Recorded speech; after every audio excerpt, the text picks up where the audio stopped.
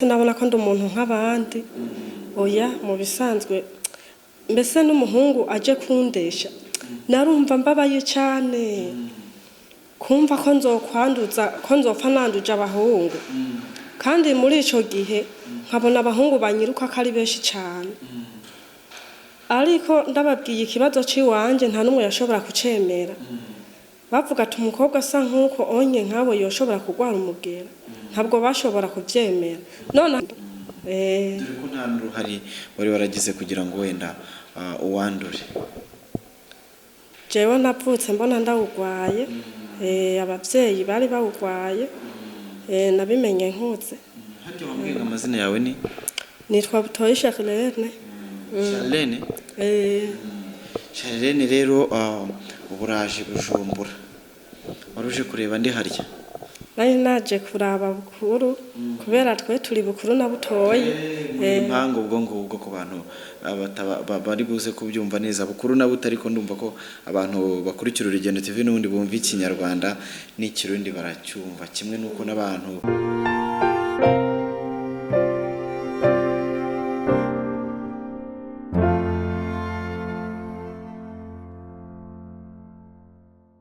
byiza nshuti bakunze Urugendo TV mudukurikiye muri mu bice bitandukanye ndabasuhuje cyane abantu badukurikiye bari mu Rwanda abadukurikiye bari mu bice bitandukanye mu mpera z'isi abari Burundi Bujumbura abantu bahora batwereka ko bari kumwe natwe umunsi ku munsi abantu batwereka ko dufatanyije muri ya gahunda ya rwa rugendo rwacu ndabasuhuje cyane ni Samu Gakire nkuko bisanzwe urugendo rwanjye ruba rukomeje nkuko mpora mbibabwira uyu munsi rukomereje ndi Bujumbura urugendo ruragenda rukagera kure cyane mu rwego rwo kugira ngo tujye tubagezaho amakuru meza cyane tugiye kuganira afite ubuhamya bwiza cyane buza kugufasha ukurikira Urugendo TV cyangwa se wowe ureba ibiganiro byacu umunsi ku munsi kuko n'ubuhamya bw'ibitangaza Imana yakoze ibintu bidasanzwe bibaho ubuhamya tudasanzwe dufata buba bwatwambukije tukaza tukagira Bujumbura kugira ngo tubereke ko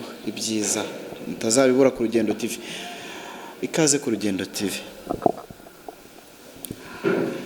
ndabaramukije mu izina rya Yesu uri kumwe no mujene Butoyi Charlene umujene Imana yagiriye neza cyane ego iciza yankoreye uretse gatoya umujene Imana yagiriye neza amazina yawe harya bambwiye ko witwa nitwa Butoyi Charlene sobanura nk'abantu badukurikiye bazi Burundi bazi Bujumbura utuye hehe usengera hehe bisanzwe je nitwa Butoyi Charlene ba mu ntara ya Bujumbura sanzwe sengera muri Holy Spirit akaba ari Imana akaba ariho nakuye igitangaza c'Imana nande n'uwe mushumba iyoborwa na uw'Imana Prophet Albert ego ubwo ni hehe ku muntu udukurikiye rangira nk'umuntu wenda uzi Bujumbura urusengero ruba hehe ngo rusengero ruherereye ku mashure y'abashinwa aho bitwa mu Kigobe n'ahantu heza cyane uhashitse ngo nyene inyishu yawe uhita uyironka egome ndikubona wishimye cyane ngo ugiye kuvuga iby'Imana burya Imana yakugiriye neza ubundi banza mbere yuko Imana ikugirira neza wari muntu ki wari uvuka mu muryango umeze ute jewe mu bisanzwe mu kubona ico gitangaza je muhiri wacu turi abantu basanzwe je nari sanzwe ngendana umugira wa sida komwe nari sanzwe ndawugendana kubera ku mavuko iwacu ni mu ntara ya Kirundo ariko kubera mukuru wanje yari Bujumbura campitanza kumwaramira yari yibungenze hama niho nabona ico gitangaza c'Imana numvise ku iradiyo reka tusubireho inyuma neza umugera wa sida wawanduye ute wawanduye warawuvukanye wawanduye ukuze mu bisanzwe abavyeyi barawugwaye aho nawe ubyumva imyaka ingahe se 26 ubuzima bwawe wari warihebye wumva ko ari uko nyine bimeze? je mu bisanzwe je sinabona ko ndi umuntu nk'abandi oya mu bisanzwe mbese n'umuhungu aje kundesha narumva mbabaye cyane kumva ko nzopfa nanduje abahungu kandi muri ico gihe nkabona abahungu banyiruka ko ari benshi cyane ariko ndababwiye ikibazo ciwanje nta numwe yashobora kucemera bavuga ati umukobwa asa nk'uko onye nkabo yoshobora kugwara umugera ntabwo bashobora kuvyemera noneho agahinda kakarushirizaho kunyica egome agahinda kakakwica kubera ko wabaga uvuga ati icyo gihe warasengaga se? emwe gusenga narasenga cyane nasengera muri katolika ariko uko biri kose imbere yo kumira imiti ndavuga ati mana ndazi ko ushoboye byose tije utegezwa kunkiza uyu mugera wa sida tindavye ingene ndagukorera igitondo umugoroba tije uyu mugera nkeneye ko wunkiza ati kandi vyanka vyakunda dore ko nta n'uruhari wari waragize kugira ngo wenda uwandure. jewe napfutse mbona ndawugwaye abavyeyi bari bawugwaye nabimenye nkutse. Harya wambwiye amazina yawe ni? Nitwa Butoyi Charlene. Charlene? Charlene rero uburaje Bujumbura waruje kureba ndi harya? Nari naje kuraba bukuru kubera twe turi bukuru na Butoyi impango ubwo ngubwo ku bantu bari buze kubyumva neza bukuru na buto ariko ndumva ko abantu bakurikira Urugendo TV n'ubundi bumva ikinyarwanda n'ikirundi baracyumva kimwe nuko n'abantu bumva ikirundi ikinyarwanda nabo bacyumva. Abahehe Butoyi ni bukuru? Ni bukuru aba mu Ruziba. N'umukobwa? N'umukobwa arubatse. Nawe icyo kibazo aragifite? Cyo kibazo wewe ntaca afise ariko sinzi ingene byagenze. Kandi mwaravukanye si ubwo mwembi? Twaravukanye ariko gusa kwa muganga bamubwiye ngo amaraso yiwe ntiyandura. Biba ngombwa ko ubwo ari wowe icyo kibazo kivukana? Gome. Yashatse afite imyaka ingahe? Yashatse afise 23. Wowe usigara mu rugo warihebye warageze ute? Mu bisanzwe jewe no kubaka nta byari no mu mutwe wanje oya nta n'umugabo nipfuza. Shyirwa n'abazaga kugutereta bose ngo warabirukanaga kubera ko wangaga ko wabanduza? Gome narabirukana cyane icyo nasaba Imana nashaka je winze nipfane ntazogire uwo nzopfa nanduje. Gome.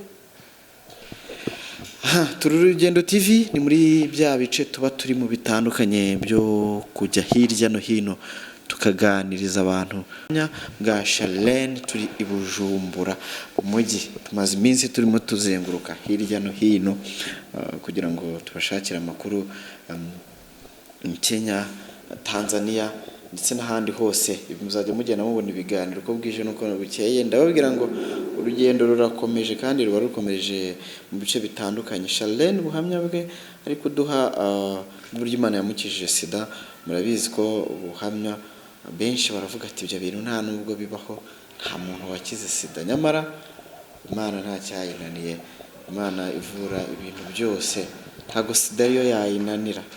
Wumvaga ko uzakira sida? Jewe mu bisanzwe burya hajya kugira ubone nk'igitangaza c'Imana wewe ubu byiyumvamo je mu bisanzwe nari mfise ukwemera buri gihe uko ngiye gusenga ndavuga ati Mana nibaze uku gusenga kwanje ko atari ukubusa. Je mu bisanzwe narabyiyumvamwe ahubwo narindindiriye isaha y'Imana kwigera ego je narabyiyumvamo yuko uwo muganga azogumana. Ngo ati narasengaga wafataga umwanya umeze utese wasengeraga hese warihereraga wenyine cyangwa ukajya nk'ahantu mu butayu gusenga? Jewe ukuntu byari bimeze jewe nari umukatolika buri gihe saa 9 n'abandi ko ndasenga narangiza hariho ibyo bitwa gushengerera n'abandi gushengerera cyangwa nariko ndashengerera nkicara ahantu nkavuga irozari havuga ati muvyeyi Bikira Mariya ti nka kumwe wasabira umuvinyu abo mu bugeni bw'ikana mu bugarire ti nanje nkeneye ko nsabira umuvinyu nkwiriye ati kandi urabona ko ndawukeneye ati kandi urabona ko umwana wawe ndamukorera ti jewe nanje ndakeneye unsabira umuvinyu ubona unkwiye ti urabona Mariya mawe kugwara umugera nkiri muto toya ati ibi bintu navyo nemeye ti vyanka vyakunda uransabira ku mwana wawe n'amasenga kenshi mu bisanzwe je naravyiyumvamwo yego mbe naravyiyumvamwo. None se ati turaraba ko ngukorera niki cyakubwiraga niki cyakwerekaga ko ukorera Imana ese nibiki wakoraga nibiki wirindaga gukora kugira ngo utagwa mu byaha bituma ujya kure y'Imana? Jewe mu bisanzwe uje nko kunda bamuhera ntiwantora keshi nabandi mu kigo c'ababikira mbese harageze n'igihe nipfuza kwihebera Imana ariko kubera nyene bitakunze ntivyakunze nyene keshi napfuma nirwa mu kigo c'ababikira ndabamesurira ngenda kuraba gutahiriza inkwi barya basaza usanga badashoboye kwivomera nk'amazi ndabavomera amazi jewe nta mwanya nari mfise wo kwirirwa ngo ndiko ndayerera ngiye kuraba abavandimwe oya ahubwo gukorera Imana ahubwo nagenda mu zindi ntara nkagenda Muyinga Gitega kumenyesha abataramenya Bikira Mariya nico nari njejwe yego ko numvaga uri umukatolika n'ubundi wari uri mu nzira nziza yo gukorera Imana kandi bigushimishije kubera iki wavuye mu bakatolike? jewe ukuntu navuye mu bakatolike ariko harya inzira z'Imana zirenze igihumbi je katolika narayikunda cyane nkayikunda n'umutima wanje wose ese n'umuhungu wo mu bakizwa jewe je kundondera nana karibu naguha kwanza oya navuga ati jewe mpeba Bikira Mariya wanje toya ati nticokunda nta n'umwanya naguha nakubwira ati jewe nta rukundo ufise tigenda urondera abandi je narakunda katolika cyane ku buryo yaho jewe naryoherwa no nyimba turi kumwe tuyaga ibya Bikira Mariya ndakubwira Bikira Mariya ingene bimeze tuyaga ibintu byo gusenga apana nunjane mu zindi nkuru zidakenewe nuko nari nimereye. None rero ibyo byaje kuvamo kuba umurokore gute?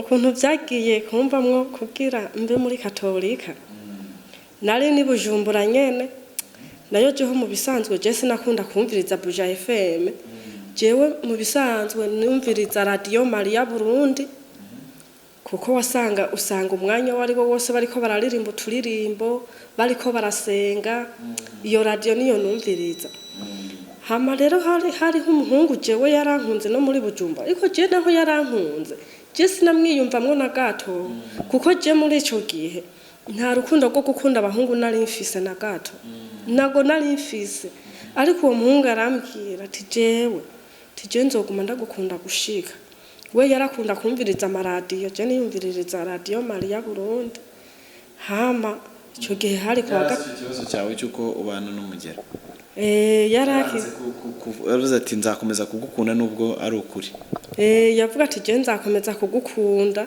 ati je sinzokuva inyuma ndamubwira genda wironderera abakomeye jewe nyene Imana nivyo yabonye ko nkwiriye nyene yuko ntakwiriye nyene kuja ku mugabo nk'abandi tijewe nzohitamwo kuguma nkorera Imana kandi nzobikora ndavyishimiye ati genda urondera uwundi ukunda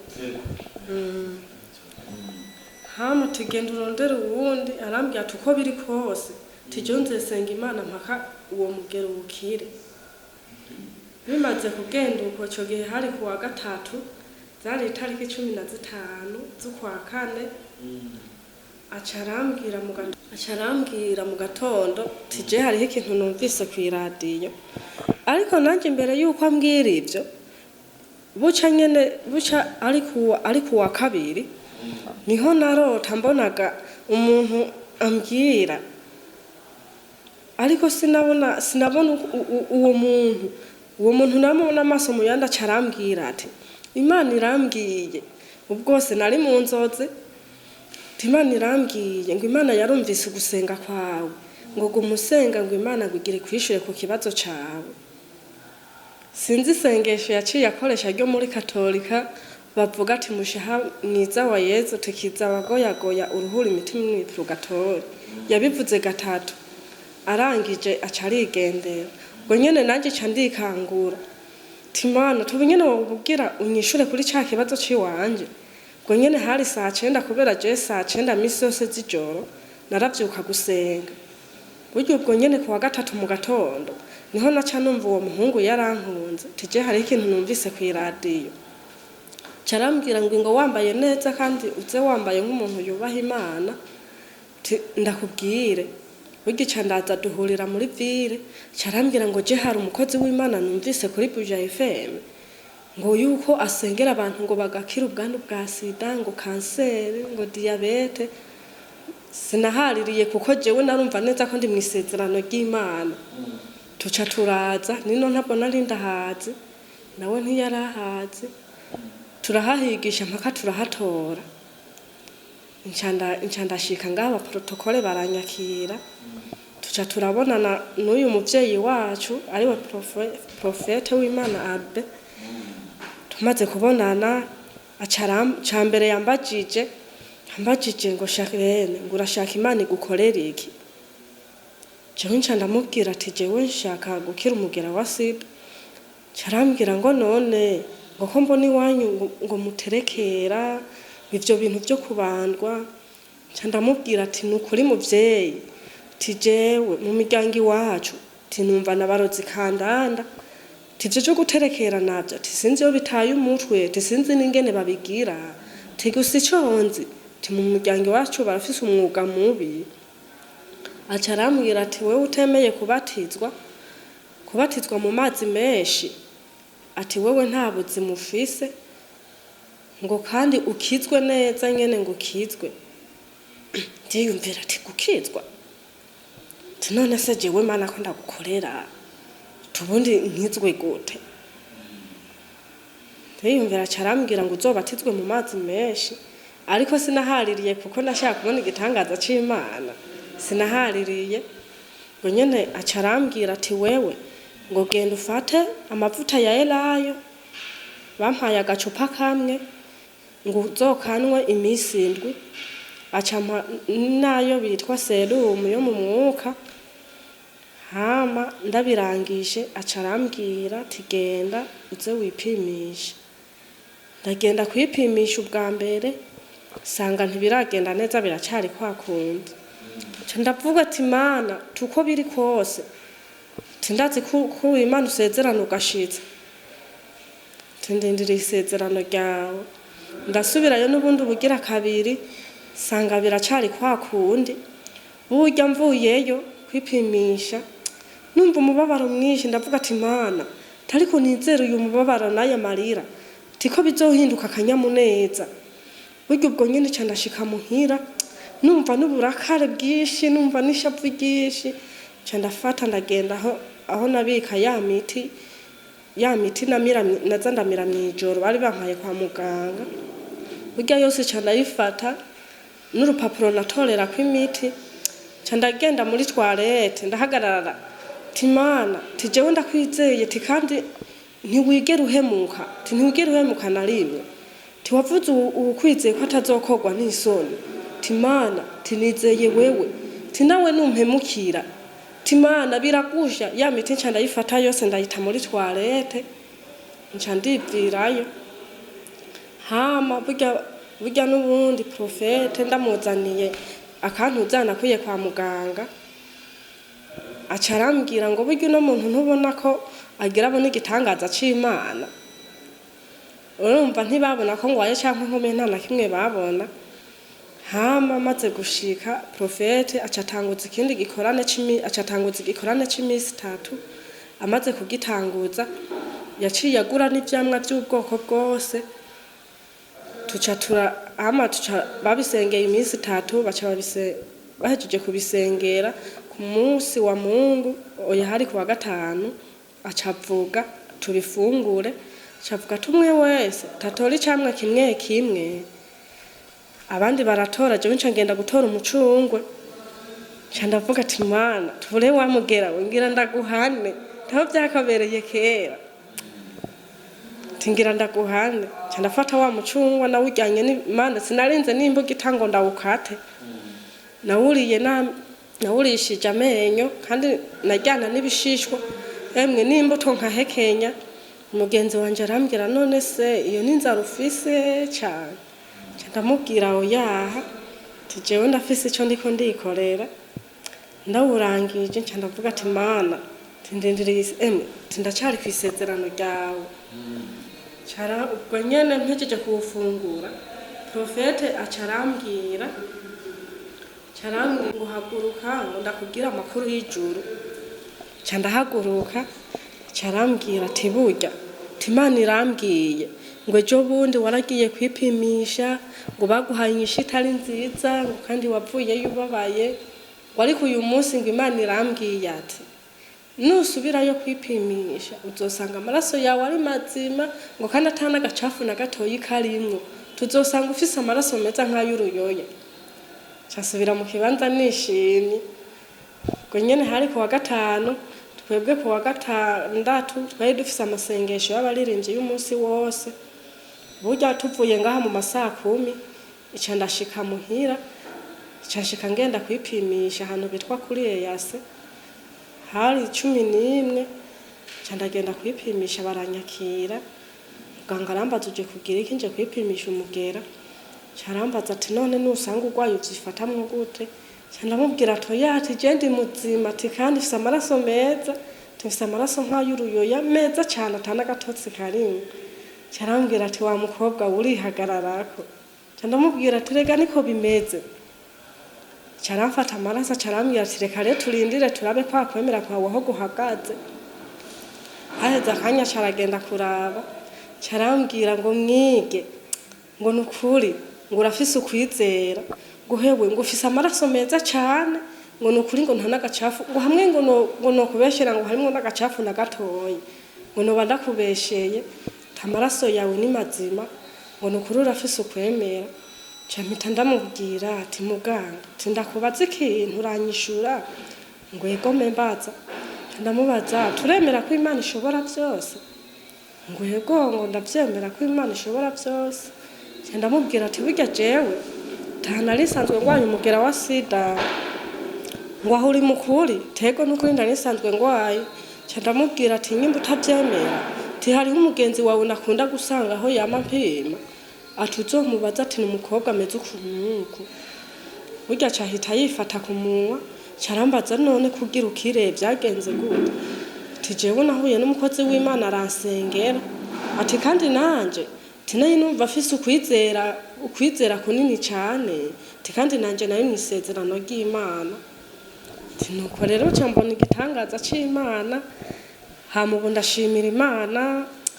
n'abandi baba bameze nk'uko kwiwanje nukuri baje ku mavi bafukame basenge nukuri nta kinanira Imana ishoboye byose ariko nawe urashiramo kwizera nuwaba ufise ukwizera gukomeye kandi ukizera Imana nukuri nta na kimwe kidashobokera Imana irashoboye ishoboye byose abariko baranyumviriza ndabipfurije kubona ikiganza ciza c'Imana nk'ico nabonye igitangaza ciza ego reka nkubazeho aho niho wagiye gusa ntabwo wongeye kugenda kwipimisha ngo wongere urebe aho nta handi nigeze ngenda kwipimisha urasubirayo sindasubirayo jewe ndi muzima Imana ndi muzima jewe kugira ngo umuntu ari kurya byemere akenshi ujya ahantu hatandukanye nka hatanu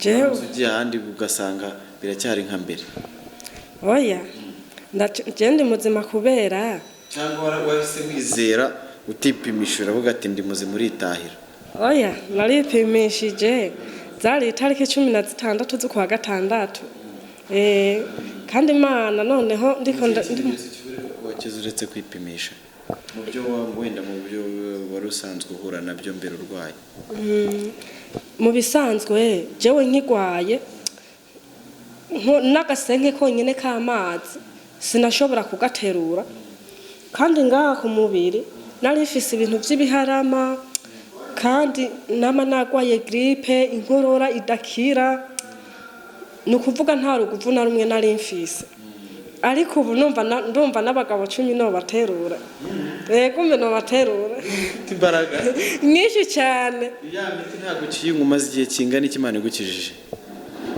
jewe mu bisanzwe imiti nayihagaritse maze kubonana n'uyu mukozi w'Imana je mu bisanzwe je nari mfise ukwizera jewe twari twarabisezeranye n'Imana wakangaye icyo gihe hari mu kwezi kwa 4 zari itariki 15 amezi 4 uhagaritse imiti narabihagaritse narakize cyane neza ndabyizeye gome abantu rero batizera ko mu gihe utajya ukira benshi nawe urabizi uranabazi ko abantu n'ubu hari uwo wabibwira akavuga ati shwi urabeshya ahubwo ujye kwa muganga ukomeze unywe imiti utaguhitana none wowe ati narakize abantu badafite kwizera nk'uko ufite urababwira iki abantu badafise ukwizera no ngaha narazanye umukobwa yaragwaye nkanje ndamuzana ndamubwira ingene bimeze arambaza ati none se wewe kugira ubone cyo gitangaza ati byatwaye amezi angahe ndamubwira ati jumva ati jewe naje ngaha mu kwezi kwa 4 tariki 15 tica mbona igitangaza c'Imana ti mu kwezi kwa 6 itariki 16 tariko rero kugira ubone cyo gitangaza c'Imana tindazi twebwe abakobwa tibiduhenda n'ivyinshi tiharaza umusore ati ndagukunda timukaja mu biryohera mubiri mukiryohera ti muri ico gihe rero timigera ibiri nkitereka ti kandi nta usenga abami babiri ti ucumanza ugahagarika ti wowe ugafata inzira imwe tugafata iyo nzira nyene tariko ati sindakubwiye yuko woca uhebana n'uwo mukundanye ati mukaguma mukundanye tariko tukaraba tagucana mu nzira mbi arambwira tariko ubujewe ati numva ntoheba ati wewe ubandanye usenga burya maze kumuzana noneho ngaha nturinda kuvuga ikibazo ufise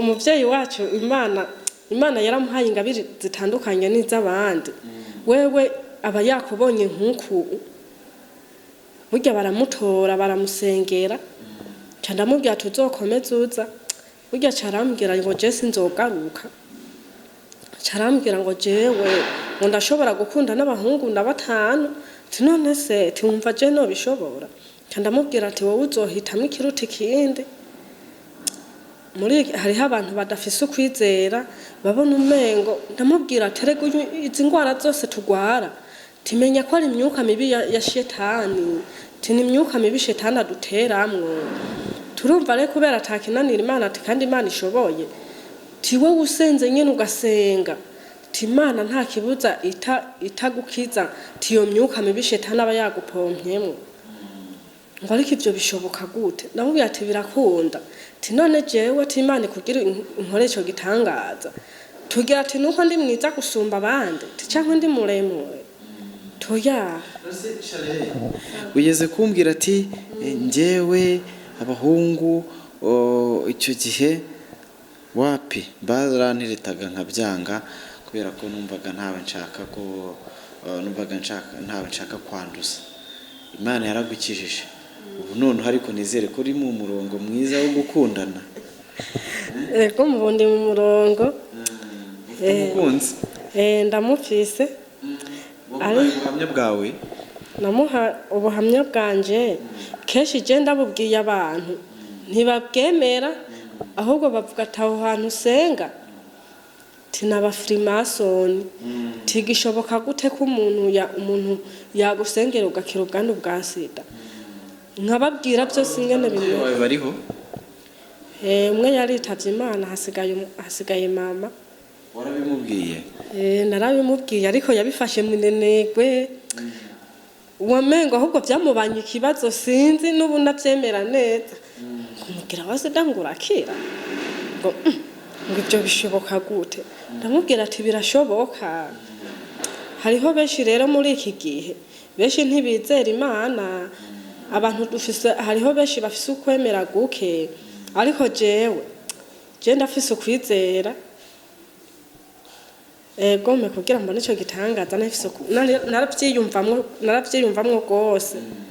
Kuberera Imana igukoreye igitangaza igukijije indwara benshi tuzi ko idakizwa ni no kwa muganga cyangwa se nta n'undi muti ifite nta n'urukingo.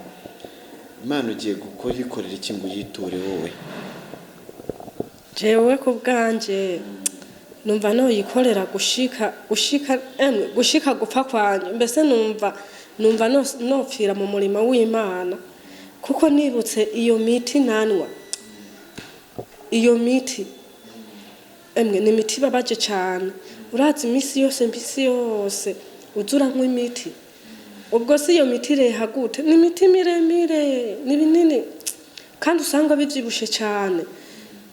Iyo miti namira ndabyibutse mwijoro mu kurya naho unywa iyo miti mwijoro, burya narabesha umuvyeyi tije waha hantu ndyama tihameze nabi, nkaca ngenda kuryama iyo bashingura amasafuriya baze kugenda kuryamayo mu kanya ndiye mwisaha imwe numva umengo ni ikintu kinkorofye, nkumva nyene n'indugumbi kambirirako, nkumva inzara iranyishe, burya basanga indya zose naziriye. Ubu rero ndashimira Imana yankijije uwo mugera, nukuri ndayisaba imfashe sinze nigere ndayihemukira, inze ndayikorere gushika gupfa kwanje. Kandi uyu mukozi w'Imana nukuri ndamusabira Imana imwongeza amavuta, imuhe umutima we wipfuza. Nukuri sinzi ingene Imana namushimira cyangwa nawe nomushimira. Nukuri ubu ndishimye cyane, nzokorera Imana gushika gupfa kwanje. Gome arakoze cyane. Ni Charlene ni Bujumbura Kuturu Urugendo TV umunsi ku munsi. Ndakubwira ngo komeza gukurikira ibiganiro byacu, komeza kubana natwe, komeza gusangiza ibiganiro byacu abandi bantu bose, inshuti n'abavandimwe. Prophet Albert burana wenda mu kanya turaza kuganira tubwire byinshi. Yari Charlene mu rubyumva ko Imana yamukije sida, so bwa mbere tubazaniye abantu nk'aba, kigaragaza ko Imana ikora kandi yakoze ibi izakora n'ibindi, nawe byawe yabikora. Abantu rero baba bari guhakana ngo ibyo bintu nibibaho, mujye mwemera ko nta kinanira Imana. Ubu ni ubuhamya bwa Charlene. Imana yakijije sida cyangwa se yakijije umugera wa sida. Aherereye Bujumbura niho turi, twaganiriye byinshi cyane. Ubwo wenda mbere yuko nsoza iki kiganiro turabasha no kuganira na Prophet Albert, turamushaka, ntago twe twamubona ariko turamushaka, nawe atubwire byibuza nko mu minota 5 uburyo Imana iri kumukoresha ibitangaza n'umurimo w'Imana umeze neza cyane. Aho mperereye nari maze gufata ubuhamya bwa Charlene. Imana yakijije sida, Imana igira neza cyane. Mpora mbibabwira binyuze mu bakozi bayo bajya batandukanye, mwabyumvaga buri kanya ari kuvuga ati umukozi w'Imana, mubyeyi wacu Prophet Albert. Yesu ashimwe. Yesu ashimwe. Umeze neza ku bantu bakubonye bwa mbere ku Rugendo TV, wenda tuza no kugira ikiganiro cy'umwihariko kuri we, ariko kuri ubuhamya bwa Charlene natanze. Mbere yuko tubugeraho reka abantu ubanze wibwira abantu badukurikiye. Murakoze. Ku mazina ni Prophet Dr. Imana Albert, ariko kandi ku mazina bamenyereye bampaye ni Prophet Ntare Muhigwe. Prophet Ntare Muhigwe. Hari abantu bakurikira Urugendo TV bari mu Rwanda, hari abari Burundi mu bice bitandukanye, hari abari mu bihugu bitandukanye bya Afrika, bari aba diaspora bose. Albert babo Albino ukorera umurimo w'Imana hehe? Murakoze cyane. Ni nyine mwadusanze ni ku Bashinwa. Bisobanurira umuntu dukurikiye, kuko Urugendo TV rujya ku isi mu bihugu bitandukanye. Sobanura hariho igihugu hehe? Ni mu Burundi, ni mu muji mukuru wa Bujumbura, igisagara ciza cy'ubutunzi cyuzuye amafaranga. Bujumbura muri quartier navuga yitwa Kigobe, itwagwa muri zone Gihosha. Ni ku mashuri bahita ku Bashinwa, kuko n'Abashinwa bayubatse.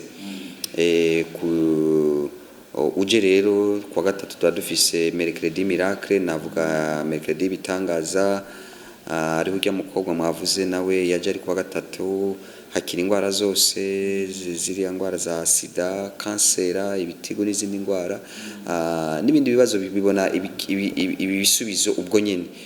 Twavuga yuko tuvuga PAPES, navuga profession authentique précise spécifique, n'ubuhanuzi bw'ukuri bw'ikibiriraho mu Burundi. Ku murimo w'Imana bakuze cyane kuki? Banze kuri byose, ku buhanuzi, ku bitangaza, gukoreshwa ibitangaza. Imana iguhamagara, yaguhamagaye ryari? Ese yaguhaye izihe mpano? Murakoze cyane. Icya mbere muhamagaro nahamagara nk'umuvugishwa. Muvugishwa buriya n'umumenyesha makuru w'ijuru, n'umumenyesha no so muvuga butumwa n'umunyamakuru w'ijuru, akora makuru y'ijuru. Mwebura umuhanuzi nico bisigura, journaliste dive mu gifaransa. N'umuhanuzi akora makuru y'ijuru. Ariko wewe na makuru y'isi. Uranje na y'ijuru. Kano kanye na y'ijuru niko ko wahuye n'umuhanuzi akora makuru y'ijuru na y'ijuru. Ico ni icambere. Hakaba rero n'impano niziriya nagiriwe ubuntu, ziriya mpano 9 ziri mu Bikorinto Imana yarazimpaye. Ukwizera, uvugishwa, gusengera abagwayi bagakira, ibitanga, ziriya mpano 9 ziri mu Bikorinto Imana yarazimpaye. Ariho hanavuye imbaraga z'umuzuko. Turavuga rero kuzuka no bunyene, tuvuga no bunyene, dufatiye no ku muvyeyi wacu ari nifite n'ikiganiro nkoresha cyitwa imbaraga z'umuzuko, tukakwata kuzuka no bunyene, gukira no bunyene, gushima no bunyene. Ikiganiro gica hehe? Ico kiganiro gitambuka giciye kuri radio Buja FM imisi yose kwa gatatu guhera saa 10:05 isizeri ya gatondo. Ariko kandi nkaba mfite n'ikindi gica kuri radio ku munsi wa mbere guhera saa 8 z'ijoro gushika 5 ya gatondo citwa igihe cy'impwemu. Ndahanura ngakubarira huri nibi ivyo shoboye kuvugira kuri radio ndabihanura ntabankuzi n'abangubona. Uburyo bwo butari mu Burundi cyane ikoranabuhanga ryaraje kugira ngo abantu bari hirya no hino ku isi baje basha kugira ngo umurimo w'Imana ukora, ibitangaza Imana igukoresha bujye bigera no ku bantu bari hanze, bari mu bindi bihugu, bari diaspora. Nta bundi buryo ufite bunyuraho ijambo ry'Imana? Arundi rubuga ufite? Ndafite urubuga nkoranyambaga ni wewe 3 akaburungu Albin TV akaburungu onarenage A-R ndende B-I na N T na V na akaburungu onarenage. Ucubona rero Albin TV ugacugira s'abonner cyangwa subscribe, ucubona ibiganiro byose. Ubwo reka tuyite Albin TV. Ubwo ya channel yawe inyuraho? Ni channel yego nshira kuvuga butumwa, ariko n'ibindi biganiro bicako, ariko byinshi ni ivyivuga butumwa. Bari kureba iki kiganiro baraza no kumanuka kuri channel yawe bakore subscribe, bajye basha kubona ibintu byinshi cyane. Uraza no kutanga nimero ya telefone kuko impamvu ngo shatse numvisha ati umukozi w'Imana, Imana ihagurukije gukoresha ibintu byinshi cyane muri iyi minsi Bujumbura, Burundi. Ndavuga nti uyu muntu ngira abantu bari mu Burundi, bari mu gihugu, bari muri diaspora benshi bakurikira Urugendo TV, byari byose nabo bamenya makuru yuko hari umuntu Imana iri gukoresha mu gihugu cyabo. Bazajya baguhamagara mugasengana kuri nimero turi buze kubaha hejuru. Dusoza,